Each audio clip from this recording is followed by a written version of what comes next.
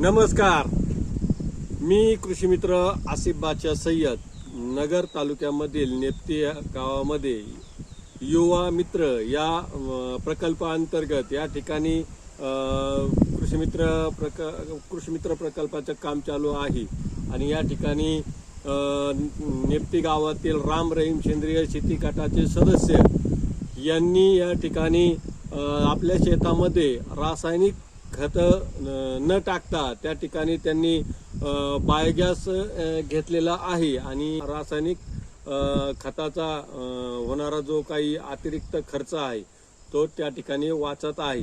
तर त्यांच्याच तोंडातून आपण जाणून घेऊयात कशा पद्धतीने बायोगॅसचा ते या ठिकाणी वापर करत आहेत। धन्यवाद। मी लहू मारुती होळकर, मला हे अनुदानात 5,000 रुपये भरून 3x3चा खड्डा आणि त्या खड्ड्याला आतून काळा कापड बांध लावलेलं आहे आणि त्यातून जर हे काळा कागद त्याच्या आतरून त्याच्यातून आम्हाला गॅस भेटतो। आमच्या घरातला 6 कुटुंब माणसांचा स्वयंपाक यात पूर्ण होतो। आम्हाला आता गॅसची सिलेंडरची घ्यायची जरूर राहिलेली नाही, त्याच्यामुळं आमचा भरपूर फायदा झाला।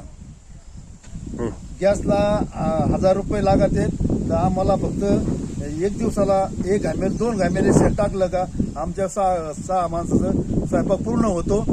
या गॅसमुळे याच्यामुळं स्लरीमुळं आम्हाला रासायनिक खताची गरज भासत नाही आणि या स्लरीमुळे आमचे पिकाचे उत्पन्न वाढलं आणि खर्च कमी झाला।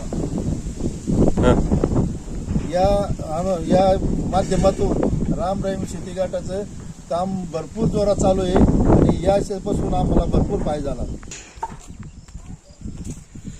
पाहू शकता कशा पद्धतीने यांनी खड्डा केलेला आहे आणि या खड्ड्यातून या ठिकाणी या खड्ड्यामध्ये सासून ही स्लरी त्या ठिकाणी पिकाला ते 15 दिवसाला ते आपल्या पिकाला देत आहेत। आमच्या पिका घास, मका आणि ऊस ही स्लरी आम्ही त्याला पाटाद्वारे ठिबकद्वारे